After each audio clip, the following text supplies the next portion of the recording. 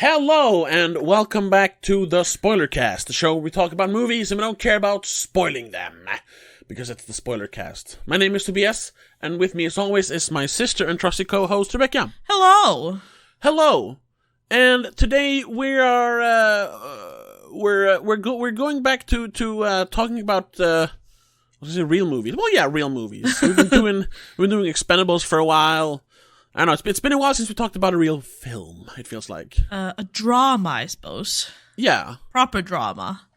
Well, yeah, drama or something that isn't just action or horror or, that isn't a genre movie. Exactly. What was the last we talked about? I'm thinking like Sorcerer? Let me check the Insta. Because I would call that a film. I mean, you don't count like blaxploitation and stuff like that. Film? No, yeah. No, well, they cloned Tyrone, maybe. I wouldn't call 3 the Hard Way film. Bug? Which one? Bug. We did a three movie episode. Oh yeah, but that was on the Patreon. That's true. This is also the Patreon though. Well, I don't know. We were gonna do this Patreon, but I'm thinking this might be a free episode because I want to compare this movie to another drama that I think we could do on the Patreon. So if you're listening to this is a free episode, and you can check out our episode, our companion piece to this on patreon.com/don'tmakeascene, where we're going to talk about it. Well, I'll talk get about to that what later. We'll talk about later, yeah. But for now, we're going to talk about the 2023 breathtaking debut drama from, what was her name? Celine Song. Celine Song. And the movie's called Past Lives. Yes. Yay! Hey! So. Obviously spoilers, because... Yeah, because it's new. And I think we're going to have to talk spoilers right from the beginning here. Yes, that's what I'm trying to get to. Because of the nature of the movie. Exactly. So just to like quickly get it out of the way. What did you think of Past Lives? I thought it was pretty good. It wasn't fantastic. It wasn't a 94 out of 100 on Metascore? No, not really. Well, okay. It was I don't think I've rated it yet.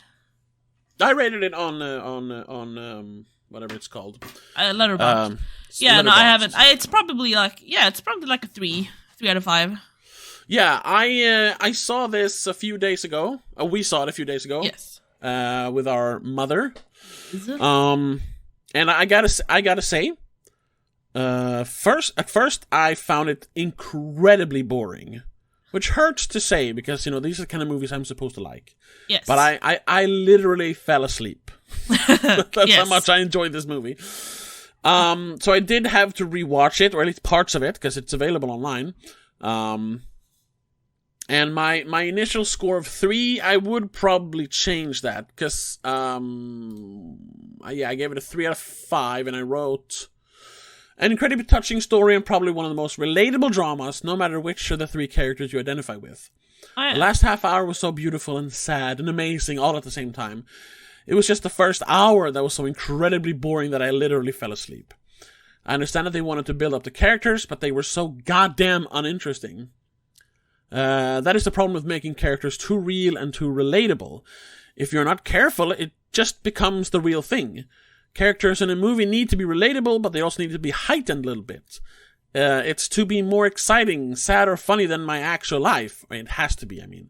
Yeah. Why else would I watch it? If I wanted to the real deal, I could just stare at myself in the mirror and cry over all the ruined opportunities and lost loves. Yes. So, yeah. Yes. That's kind of how I feel about it. I still kind of feel that way, but... I'm assuming it's a little bit like... because it's Celine Song who's directed and written it. I'm sure it's partly based on something she have Yes, experienced. exactly. It's her first movie. Yeah, I think she's worked with... and that's also because the character in the movie... what's her name? Nora, or something Young? Yeah. I don't remember. Young? There's 2 No. Youngs. I don't remember which one was her. Yeah. Either way. Young and Young or something. I don't remember. Yeah. Sorry. And I think Celine Song was a playwright as well before she got a writing job on the Wheel of Time TV show, which I haven't watched, but I heard it's not good. She's a staff writer on 8 episodes. Yeah. I don't know what that means exactly, but it means she's not lead writer, but you have the main writer. Yeah, they have like a writing room. So you have the main writer for the episode, and they bring in the script or like ideas for the script, and then they all like kind of like in the movie, they like talk about it. Yeah. And come up with ideas together. So you have like the main writer, and then the writing rooms help to fine tune it. That's what a writer's room is. And then she got to make this movie. Well, she's actually producer as well. Oh, of the show? No, of the movie. So she's done everything basically on this one. Yeah, she's producer, writer, and director of Past Lives. Not alone, obviously. She's got sponsors and shit, but yeah, other companies, other producers. I mean, yes, but this is very much her own project, really. Yeah. So I'm guessing it is inspired by her real life. Yeah, which is normal for a first-time writer, right? Yeah, you write what you know. Exactly, like we've said many times before. Yeah. I haven't looked her up as a person yet, but yeah, I assume this is very much inspired by her own life. Yeah. And also, the whole what's it called? Inyeon? Inyeon. Yeah. Which apparently is a Korean saying, I guess. Yeah. About connection between people. Yes, or faith, as she also calls it. Yeah, faith, But yeah, it is a bit of a slow movie. It's a very slow movie. And I still enjoyed it. Yeah. I think though this is kind of this is kind of like a Michael Bay movie or like a Transformers movie where you can't really see the forest for the trees, I would say. Okay. Where I mean, Transformers is bad because the veil has been lifted on the Transformers movies a long time ago. Yeah. But when you saw those movies when you were a kid or like a teenager, like I was when they came out, you're like, whoa, all the explosions and all the cool transforming scenes. Yeah. Like, oh my god, it's so cool. And all the car chases and shit. And then you realize, like, wait, there's no plot. They're just running around and there are robots that are racist. Yeah, there's nothing that really happens. Happening here. At least the first movies. Yeah, well, all the I don't know. There's I haven't seen the latest ones, but I'm for the later sure, ones, but they're not good stories. Yeah. And if you read some of the reviews on Letterboxd, everyone like talk about how devastating the ending is. And yeah, the very ending is, I mean, Wait, you're talking about Past Lives now, not Transformers. Yes, I'm talking about Past Lives now. The very, very ending, which, the movie is kind of a build up to that ending, that very last, like, 10 minutes. And if you want to, like, the really very last minute when they talk one last time, spoilers, I suppose. Well, we've said spoilers, so. Yeah. It's all a build up to that, and then, she just...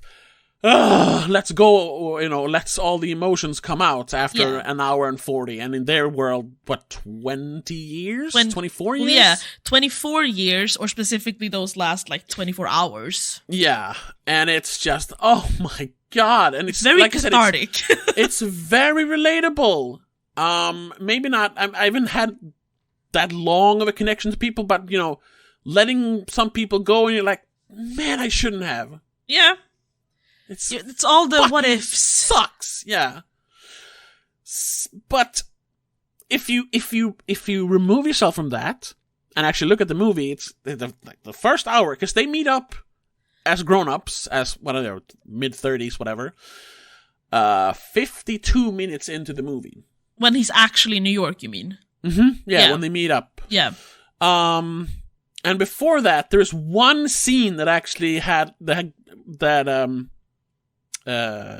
elicited an emotional response from me, and that is when she decides that they shouldn't talk over Skype anymore. Yes. And that was the part I missed in the. Yes. That's where I fell asleep.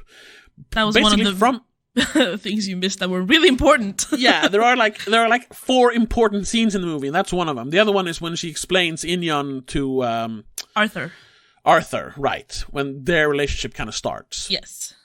At the writer's retreat. And I missed that, and that's where because I kind of woke up as she explained to him, to Arthur, that, oh, you remember my friend Hei Sung? Yeah, Hei Sung. Yeah. He's coming over this week. He's like, oh, okay, that's where I woke up. And I'm like, oh, so for me, there wasn't this distance between them. I thought they had just drifted apart and not had this hard, no, I'm not going to talk to you anymore. Yeah. Mainly because I don't want to deal with those emotions. So when I saw this, this lady, really awoken the incel in me again. God damn it. Haven't you had one of those friends that you're like, just like, I can't do this anymore. I can't do this never meeting you, this never seeing you properly, just random talking for so long and never getting to meet you properly in so long that you just like, I can't do this. I can't talk to you anymore. Yeah. Okay. You're making me sad. This is like the main thing about the movie. So from here on out, full on spoilers. Oh yeah. Yeah. Just so everyone knows. So we'll just say one last time, it is a good movie. Yes. Not as good as people say, but it is very good. If you like dramas, if you want to have a good cry, go watch it. Definitely. Yeah. I mean, I but didn't if you don't cry want though. If you don't want everything spoiled, stop listening here. Okay. Yes, and come back Thank later. you for listening. Bye bye. Patreon.com/amazing. The reason she wants to I'm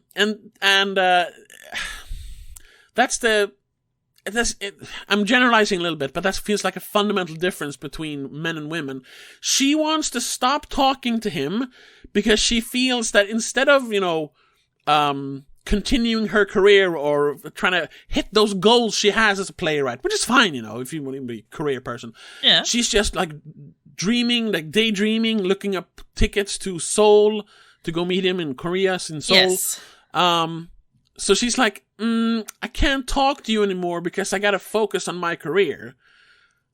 And you've never been that smitten that you just yes, focus I have your entire being on that person instead of everything else that should and need to be done. Yes, I have. But you see, me and Hei Sung, and even to some extent Arthur in this movie, realizes that, what's more important than a fucking career and goals? Love. Yes, but when the love is impossible... But it's not impossible! Well, she can't really leave to go to Korea, and he can't really leave to go to America for another year or two at least. Yeah, but that's a year, so they keep talking, whatever. Yeah, but and then when they can, Alright. I would... If it's so strong that, if emotions are that strong that they go across oceans, and she's like daydreaming of it, and they talk every day, and I mean they have this connection. They have the fucking Inyon since they were children. Yes, I would throw everything away to be with that person. But fuck it. The thing about Inyon though is that you don't know exactly which one that is at the moment. Like they say in the end, this could just be another past life before the one where we're actually together.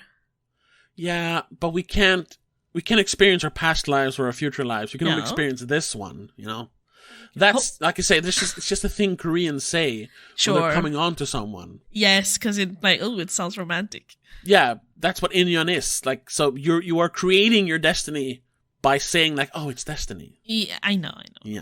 So, like, come on. But the worst thing is that, we'll I want to focus on this, but we'll talk again. And then 12 years goes by.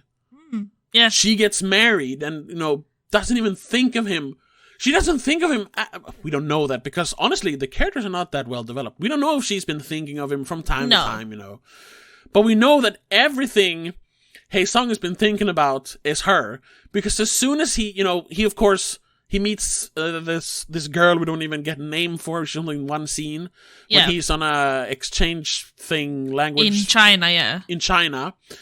But they don't seem... That doesn't seem to be like a real relationship, even though it's like an on and off thing for like 7 years, if I understand the time skips correctly. I'm assuming they dated when he lived in China, and then they were kind of on and off because of the distance. Yeah, exactly. Because he was in China for years, so... Yeah, but it's as soon as it was like, it's not really happening anymore, the first thing he did was contact Nora. Yeah. Because that's the one he's been thinking of the whole time, since he was a child. Since they were 12 years old. Yeah. Yes. He still managed to, go to school, get a degree, he has a job, you can do that and still dream of the one you love. Well, some people can't. Oh. Well, yeah, and that's why I didn't like her. I screamed out loud, but you bitch, when she said, we can't talk anymore. It's like, come on! I both understand you and her in this scenario. I understand her, it's just not how I am as a person, believe it or not. Yeah. I believe it. You don't seem like that kind of person. No, I don't. It's because I'm very, very, very, very shy. So you have to, and introverted. So those things are there, but you really got to drag it out of me. Yeah. And this movie did that, motherfucker. And then.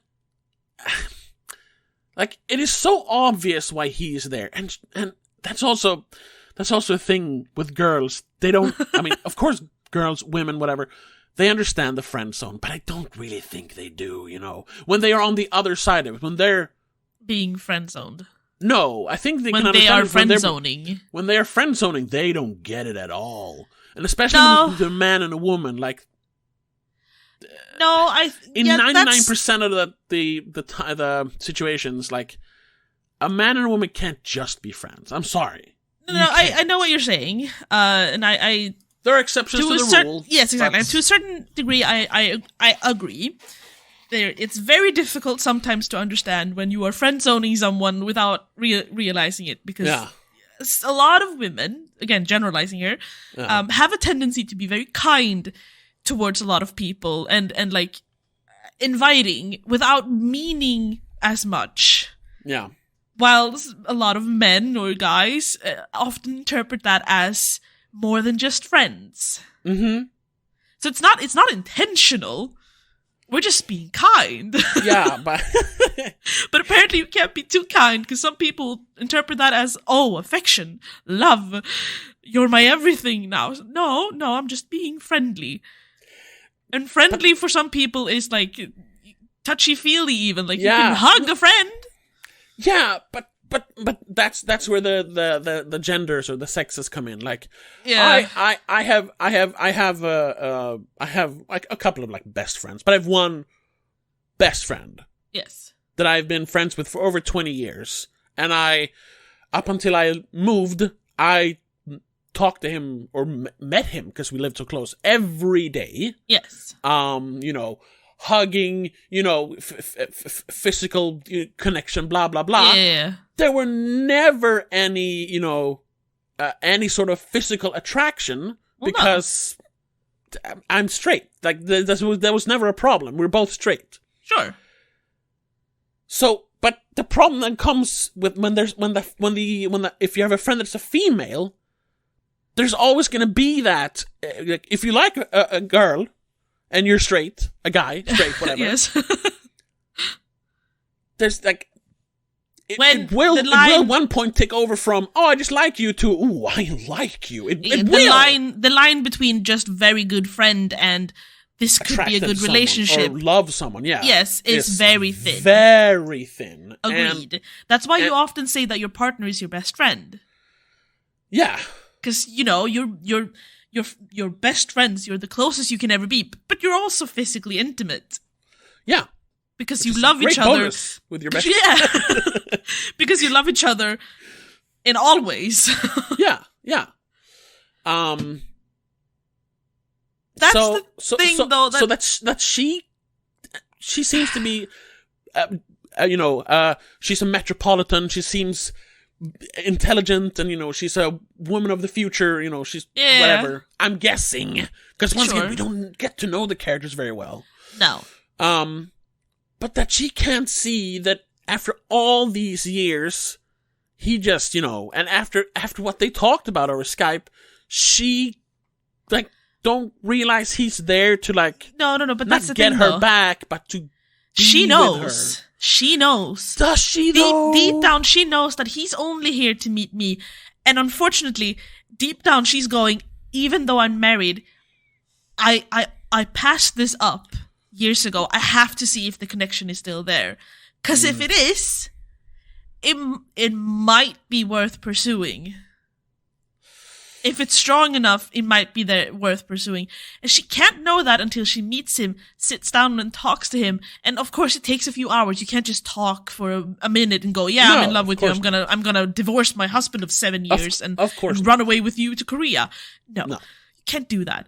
So she has these 24 hours or so, because they don't meet the first day he's in New York. They meet like the third or fourth day or something. He's only they there hang out for a 2 week. days, basically. Yeah.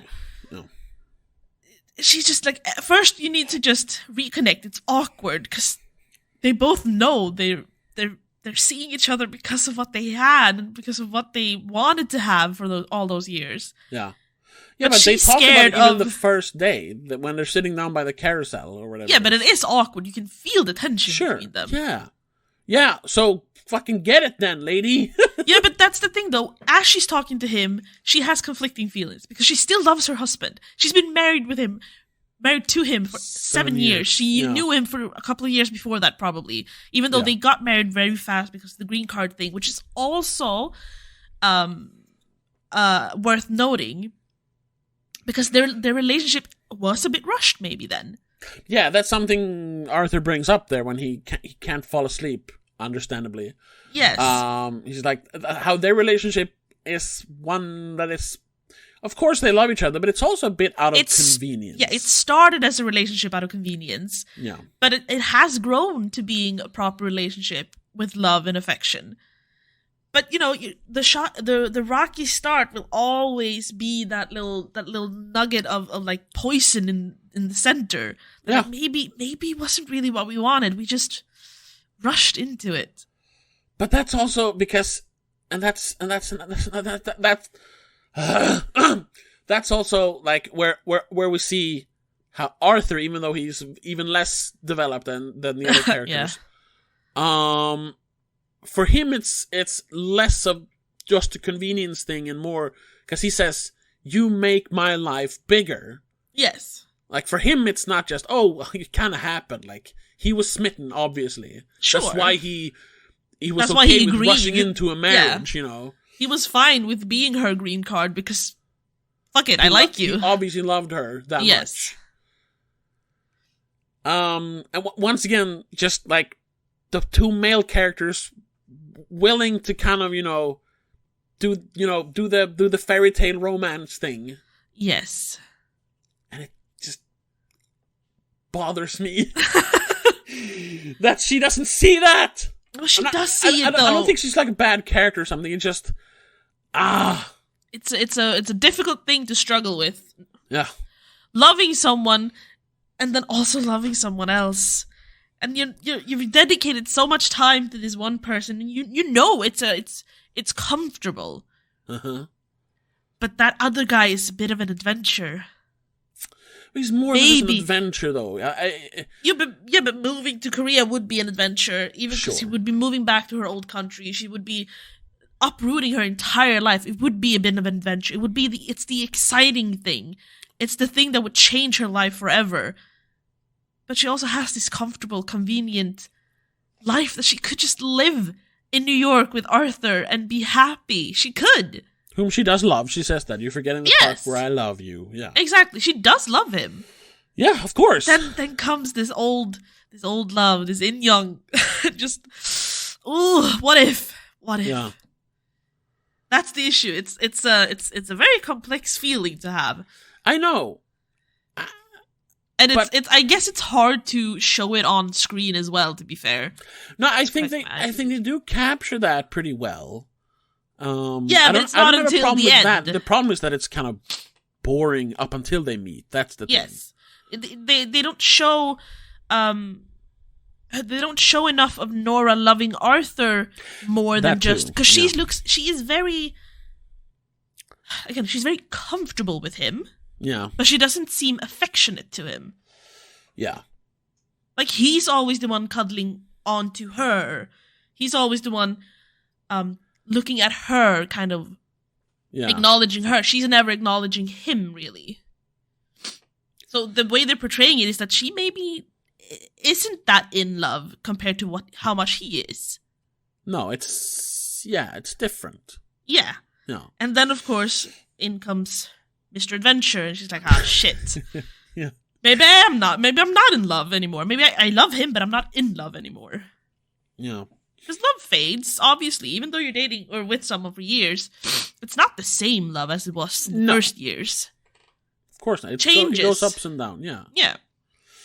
When something comes along that really shakes it all about, and yeah, you're gonna doubt. Which I think the tears in the end are kind of. It's her, like, letting go of everything she had for Hae Sung and just going, I'm happy with what I am, with what I have, but I'm still gonna mourn what I could have. Yeah, of course. And that's why the ending is so good. Yeah.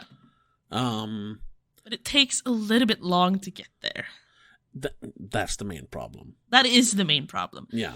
We could have had more of the interaction between, like, first of all, Nora and Arthur, obviously, because we do get a lot of Nora and Hae Sung, both as kids and over Skype.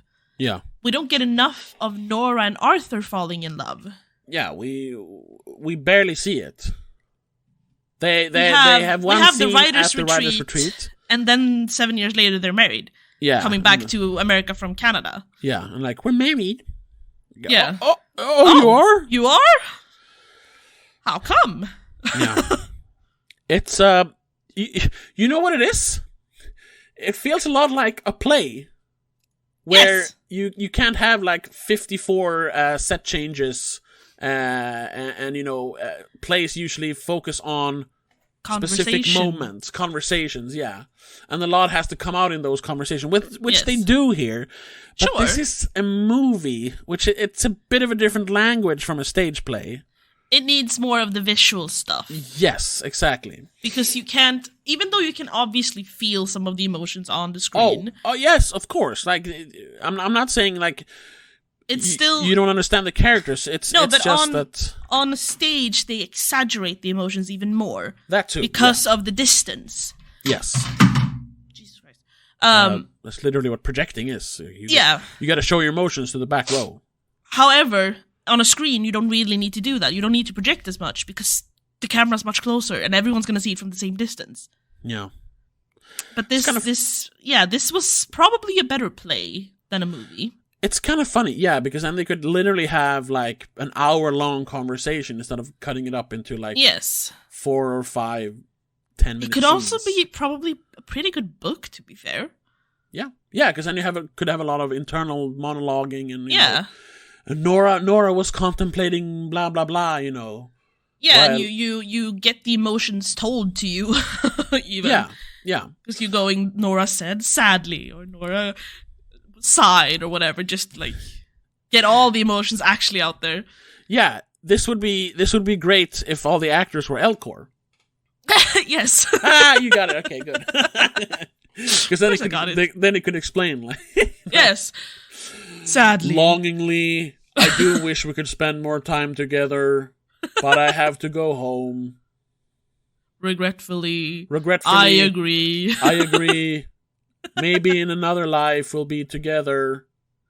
Bye. Yeah. Bye. That's also the one thing that makes this movie a little bit beautiful, is that they're both kind of like, you know what, we're gonna accept that this life is what it is. Yeah. But perhaps in the next life, it'll be our turn.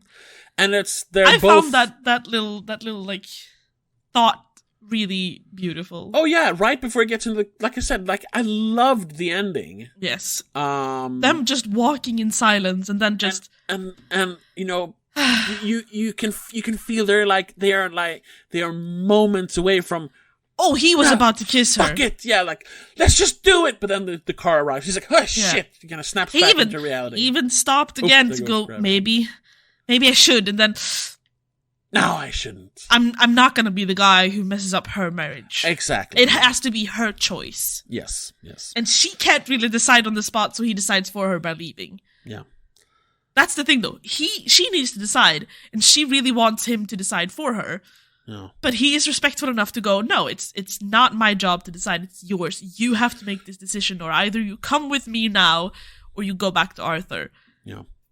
And, I mean, even though he does inevitably make that decision for her by just leaving, it's still effectively her making that choice by not going with him. He's not being a fucking girl about it. That's basically it. He's like, all right, since we're not going anywhere, I'm gonna leave. I mean, he has to. He can't wait. Yeah, I know he has to. That's what I mean.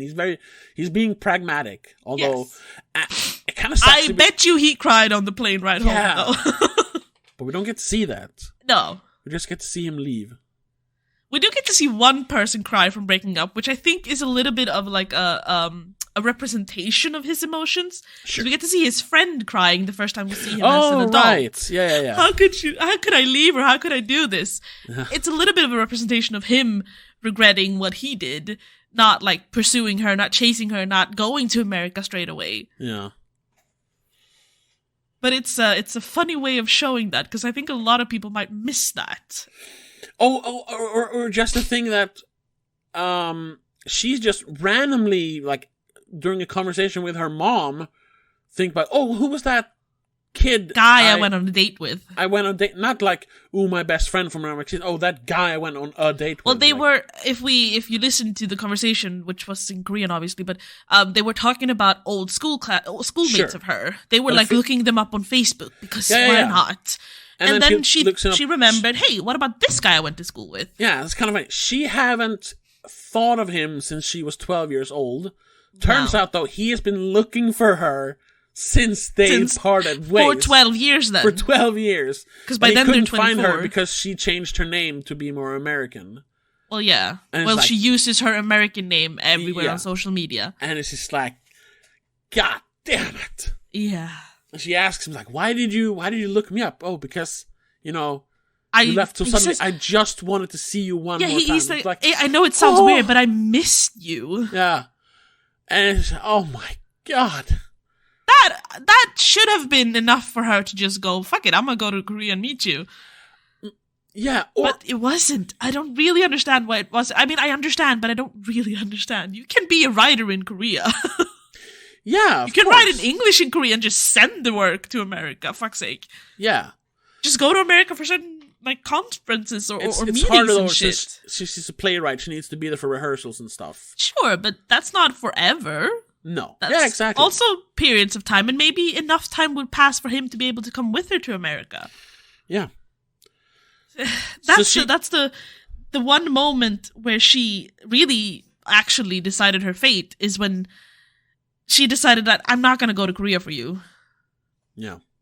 Because he had school. All she had was writing, and you can literally write anywhere. Yeah.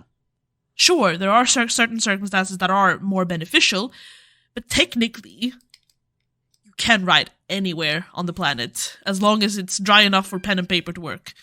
Yeah. So just not underwater, I guess. It would be a different life for her. Yes. But it would be a life with him. Yeah, and maybe that would be... That's what I'm trying to get at. Maybe her entire life would have another trajectory, and she would be just as happy or even happier. Yeah, and that's what they talk about. Both Hae-sung and Arthur talk about that. Like, yes. What would it have been like? Yes. In these past lives, what do you think it would have been? Yes. And she is firmly, that the past lives, they're the past. I'm here right now, and that's a way to think. Absolutely, I'm not saying it's a wrong way to think. It's just because it's frustrating. Of course, but you should never regret your decisions. Lives. That's the thing, though. You need to stand by your decisions and never regret them, because then you'll just live in regret forever. Exactly. Which is what she's doing in the end. She's just like, fuck it, this is it. I have to accept this. I can't wallow in despair because of one missed opportunity. Yeah. Because, that's unlivable. Yeah, there's no point in regretting stuff. No. What's done is done. You can't change that. Yeah. Even though it sucks when you get reminded, like she does. Yeah. It's so honestly, and that's where we get to the whole friend zone thing again, like where she's like, well, maybe we can just meet up as friends. She should have just said no or ghosted him. Honestly, yeah, because like we said, she knew, but she was also like, maybe she knew what she thought herself. No, she knew for the most part. She was also kind of hoping that seeing him would just make her want to go with him. Yeah. That's the difficult part. Can't decide. And I guess that it's a very inherently female thing to not be able to decide. Yeah. Generalizing again. Yeah. No, but yeah, stereotypes exist for a reason, you know. Yes, because for the most part, it's not all of it, but for the most part, women have difficulties deciding on things. I can attest to that. Like myself and Mom has definitely have issues deciding on things. We saw it that day. We had lunch at a buffet. Oh, yeah. And she couldn't pick food. It's like, so take a little bit of everything then. No, I can't. Should I try this? Yes, just try it. Just try it. That's a buffet, is what it's there for. Yes. Very different, but principle's the same thing. You know? Yes, exactly. But I still think it's a little bit, it's not heavy, but it's a bit too slow to be like I'm gonna watch this for fun. Oh yeah. But I would say I might watch it again just to like fully get the experience again. And like I said, I enjoyed it more the second time I watched it. I did fast forward to some parts. No, actually, I was gonna. I'll just watch the things I missed. But I did fast forward when they were children. So I started watching basically when we see him when he was in the army, which is just one scene.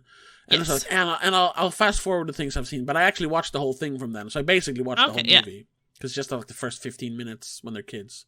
Yeah. And I did enjoy it. I think I need to rewatch it. Exactly. I think I need to rewatch it knowing it's going to be slow and also not being distracted by you. Yeah. Because me and Mom were very distracted by the fact that you fell asleep. I literally snored. I woke myself up snoring. Yes. I was about like, when it happened like the third time, I was like, maybe I should switch places with him so he sits on the end. So he doesn't disturb the girl next to him. Yeah. Well, she was looking at her phone. She obviously thought it was boring as well. Okay. Fuck her. Anyway, no. I mean, it doesn't help that it's a language we don't understand in the beginning, because everything is in Korean in the first, like, 45 minutes. Or 40 minutes, maybe. Well... Yeah, a lot of it, at least. Yeah, for the most part. Because she even speaks Korean with Hae-sung, because he doesn't speak English. Yeah, no, yeah. And she speaks Korean with her mother. And when they're kids, when they're in Korea, obviously they speak Korean. Yeah, she speaks English with Arthur, but that's very sporadic in the beginning, yeah. Yeah. Yeah. But overall, still a very... It's a good movie. It's a good movie to have watched at least once. I understand why it's been put on a lot of like film festival stuff. Yeah, it's one of those movies. Like I said, I understand why it's getting good reviews, because it's very affecting towards the end. Yes. And when you get to that end, I did that too. I was like, you forgive the fact that the first hour is kind of boring. You're like, oh, yes, it's fine. Like, oh, because the ending, like the end justified the means sort of thing. Yeah. It's when you actually take a step back and look at it, it's like, it's kind of boring. I want to highlight one thing, especially also. Uh-huh. I want to highlight John Magaro, who played Arthur. What was his name? Arthur Zadaransky. Zadaransky, like coolest name ever. Yeah. Zadaransky. He was very good. Yes, he managed to play, you know, the kind of. I don't know how to explain it. No, he was a fucking. I mean, his character.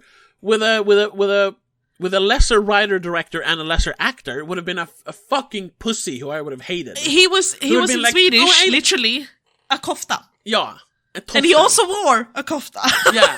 He would have been cardigan. Like, I don't care. I love that my wife goes and meets with her, you know, childhood sweethearts. Oh, it's so beautiful. I'm a male feminist. You know, that kind of character. Yeah, but he wasn't though. He was just going, I'm not gonna tell you to not, because I can't tell you to not do things. You're an adult. They did it. I am, however, begrudgingly. Way. Yeah. Yeah. And it was obvious that he was not comfortable with the whole situation. Of course. But it's not his place to tell her what to do, especially when they have such history. Exactly. Like, no, doesn't matter how much of a relationship you're in, you can't really decide what the other person does. No, exactly. Because at that point it becomes, very controlling / abusive. And that's not, however, that's when you go from, maybe, a bit of a wimp to an asshole. And you don't want to be that. You'd rather be a little bit of a wimp than an asshole. Exactly. But she should have also seen he's worried. Yes, and she should have seen that in him, but she was so occupied with the fact that she had a what if. Yeah, the scene where she goes like, "Oh, he's so Korean." Yeah, that just made it feel like, because I have nothing in common with you then, for Arthur. Yeah. And obviously you have this man that has everything in common with you. Okay, all right. Even though we're both writers, it's like, of course you're gonna... I don't have that kind of history with... you don't have the history, you don't have the culture, you don't have the language, even though he's obviously trying even. He's learning Korean for her sake, for her father's sake, and mother's sake, I suppose. And that's actually very beautifully kind of encapsulated when he talks about you have this entire world that I'm not part of when you dream and when you dream in another language. Yes. And the conversation that you see in the beginning when they're in the bar and then later where he becomes completely left out for a while. Yeah, she literally turns her back to him. Yeah. And she's like, like you said, he picks up on some words. He knows the context of what they're talking about, but obviously they're talking too fast. Yeah, but they're talking too fast. He can't really understand everything. Yeah. And then she starts touching his arm, and I'm like, "You what, mother?" She does try in the beginning to include him and explain what they're talking about. And slowly just turns away from him. Yeah, and more just distancing herself from her husband. Yeah. Which Hae Sung realizes, which is why he apologizes when she leaves. Yes. Because once again, Hae it's Sung not really him doing the bad bigger thing. man, Yeah. And Arthur being the bigger man and not interfering. Like exactly. These two, I mean, they like it kind of in a roundabout way, they become like Dudes Rock characters. But in a very respectful way. Yes. I'm like, yeah, which kudos, at least they're respectful. Yeah. I mean, they both love a girl who's a little bit annoying in the way that she can't really focus on two things at the same time. Yeah, and they're both kind of insecure about it, but they decide to be adults about it. Yes, and they don't want to be the one who's rude about it. Yeah, they don't turn into, "Hey man, step away from my girl, motherfucker." First of all, you should never blame the other person that your significant other is sort of replacing you with or cheating on you with, which this is not cheating, but depends how hard the other guy is going for it, But mostly it's never the other person's fault. It's always the partner who decides to actually do it who's at fault. Yeah. So in this case, they have no reason to be mad at each other. No. Obviously, Arthur can be jealous of Hae Sung, and Hae Sung is obviously jealous of Arthur. Yeah. Although you see it much more in Arthur. Yeah, because Hae Sung doesn't... He's not there to break up their marriage. He's just there to meet Nora or see her again. Arthur can see that he's there to see his wife, which is just a little bit uncomfortable.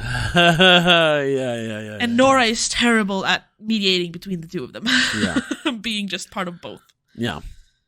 She's stringing them along. Well, stringing Hae Sung a little along. bit is understandable as well, because she has this short window of time to spend with a childhood friend and long-lost lover, I suppose.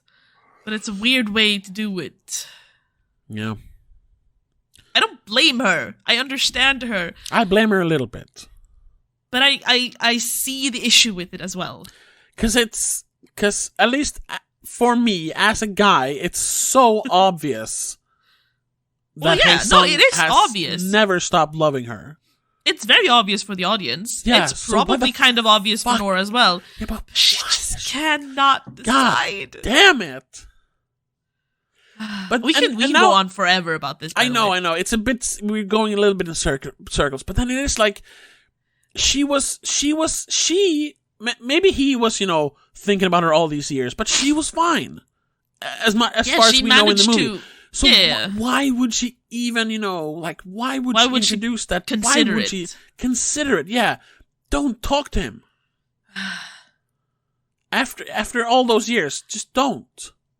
I'm trying to think if I have something that I can relate to in that way, and I might have. Like if a certain person would contact me now, I might be a little bit like, shit, we haven't talked in 10 years, but maybe I would talk to you. A guy? I would. Well, yeah. Well, I don't know. I'm single, so I don't know. Yeah, anyone can contact me. Go on. That's fine. Even though I have a boyfriend of 6 years. Yeah. There's probably that one person, if they contact me, I might go for it, but I wouldn't, though, because I have a boyfriend of 6 years. I very much understand her. Sure. But I can also see why it's frustrating. Very, very frustrating. Yes. From the other, from Hasan all and Arthur's points of views. Yeah, Jesus Christ. Yeah, it was very frustrating. Either who. Yeah. I would say it's a very. I was impressed though with this being a first time proper directing and writing and all that stuff. I'll give it it's a good go. She should actually get to do some more stuff and see if she can develop her style more. Yeah. I mean, I am curious to see if she could make it even better. Yeah, make it less of a play and make it more of a movie. Exactly, because there's nothing wrong with the writing. What's wrong is maybe the pacing, which I mean, that's both director and editor, but the director is usually involved with the editing. So yeah, maybe she's not as strong of a director as she is a writer. Yeah, that's what I would say. Yeah, but I would love to see some more stuff she makes. Although I don't want to watch what it's called. Wheel of Time, no, but she's not. It's not her thing. No, exactly. So. No, she's just involved in the staff. That's also based on a book series. So. Yeah, which I haven't read, so I don't want to get the book spoiled because I do have some of the books that I'm going to read. So. And I also heard that it's not a good adaptation. So yeah, I was about to say apparently it's not that accurate to the books. Yeah. So I'm not going to watch it. Nah. But yeah, if she's going to write another movie, maybe give it to some other director or director herself. I'll definitely watch it. Yes. This was overall. It was a good movie. Good movie. It was worth the watch. Overhyped, but I still enjoyed it. Yes. It's a solid 4 to 5, 8 out of 10. So you're raising it up to a 4? I think so because even though it's frustrating, it still elicited emotions from me. That's true. I expected to cry, but I didn't. So I'm not sure. But that's because it doesn't. It's not. And that's a positive that it's not so much of a movie. The fact that they didn't have the huge outburst, the fights, so you're gonna leave me for this guy? Didn't have all that, which is refreshing. Even though you kind of expect it, because movies do that. It's very much a juxtaposition to a Marriage Story. In the way the emotions play out, because there they have a lot of strong and loud emotions. Yeah, that's this true. one is very. There is a similarity though that it kind of comes to a boiling point in that scene. Of course. But instead of screaming at each other, they just leave, and one of them cries a little bit. Oh, but I would still say Marriage Story is a much better movie. Oh God, I don't know if I would say it's a much better movie, but I would say it has more of a rewatch value. That movie, though it makes me. I cry several times, and I cry every time I watch it. I think I would be more comfortable rewatching Past Lives than Marriage Story. Sure, because it's less. It's not as. It's much more comfortable. Not as much of a It's kind of like Nora. It's very comfortable. You're so comfortable in your little life in New York. Not thinking of, people who've been longing for you for decades. No, you're so comfortable, you fucking bitch. Excuse me. Anyway. Anyway. I think we're cutting short here. Yeah. We could talk on, but we'll never get to like a proper point though, because it's all very much. It's emotions, and emotions aren't really logical. No, yeah, exactly. And I mean, it's not like we're gonna like. Yeah, like I say, we're not going to get some conclusion. There isn't a conclusion. It's like an E.T. when the mom asks them when they're playing Dungeons and Dragons at the beginning, and she's like, "So how do you win this game?" And they just, you can't really win the game. It's kind of like life. Money helps. Exactly. That's about it. And this is what this movie is. It's very emblematic of that. There's not a conclusion. You just go on. Yeah, life just happens. Life keeps going after anything. Yeah, and you have these moments. She had this where she could have almost had this like movie moment where she runs away with her, her knight in teenage shining sweetheart. armor. Yeah. But it's not really realistic because she has an entire life, like you said. Yeah. So she goes back to a man, to the man she obviously loves. Yeah. But it sucks. For a little while. And that's why she cries about it. And then she's gonna move on. Life goes on. Yeah. Maybe that's the moral of the story. Of course, I guess. life goes on. To that before we just didn't do it as succinct as we did now. Yeah. The moral of the story is life goes on. Life goes on. Like you're gonna regret things. Yes. But that's life. Unless you're hopeless situation, like people say, I wouldn't change a thing. No, and you usually don't, because where you are is usually the place you're supposed to be. Like they also say you're in the there movie. for a reason. Yeah. So, very, very, very mature script. Even though it's I'm frustrating. I'm actually upping mine to 4 as well, because this. Yeah. It's a very good script. I'm not going to watch it again though. Maybe. But you've seen it twice now. I've seen it twice now. Yeah, and that's enough because, like I said, the first hour, god damn it. It's a bit slow. But it's cute, but it's slow. Yes, but I was thinking. Oh yeah, the companion piece. The companion piece of this is a movie I saw a few years ago, which also is a very, very realistic portrayal of love. But a different situation. It's a movie literally called Ordinary Love, which is it stars Liam Neeson and what's her fucking name? She's the sister in Phantom Thread, or Leslie Manville. Yeah. And it's it's that one. Yeah. I never saw it. A movie about an aging couple who is they still love each other, but like we said. They've been together so long, it's getting kind of mundane. But then, she gets breast cancer, and it kind of throws things up in the air. Yeah. I suppose. But in a good way, which is the weird part. Well, I guess it tests your fate or faith or whatever. It tests your relationship. Yeah. We get to see that. And it's another, I suppose. It's another very realistic depiction of life. real relationships. Yeah. Yeah.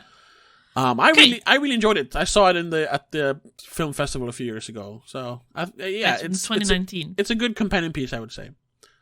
Cool. Then we'll do that for Patreon, I guess. Yeah. So if you want to hear our thoughts and opinions on Ordinary Love, check us out on patreon.com/don'tmakeascene.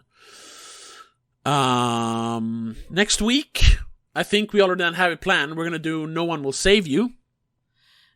Yes. Unless we have something else planned. I don't think so. That's the thing, though. I don't know. I think we had something else planned. This kind of threw things out of order a little bit. There's nothing in the schedule. Isn't it? Don't we have a certain... Oh, no, that's later. Right. Never mind. The Exorcist? Yeah. No, that's October. That's middle of October. Cool. Perfect. Never mind then. Yeah. We'll be a bit late to it, but we're gonna talk about No One Will Save You, which I haven't seen yet, but people are talking about it like it's a, I don't know what you call it in English. It's a bubblare. Yeah, I don't know. A talkie. Yeah, a talkie. People are talking about it. So yeah, check us out on Patreon for Ordinary Love. Check us out next week here, wherever you're listening to this, for No One Will Save You. But until then, have a good one. Bye. The spoilerCast is part of Please Don't Make a Scene. It's produced and directed by Tobias Vedén and hosted by Tobias and Rebecca Vedén. Executive producer is Annika Vedén. I also want to give a huge shout out to all our patrons over on patreon.com/don'tmakeascene. Daniel Geiso, Christopher Billén, Laura Kinney, Mom, Dad, and CK85.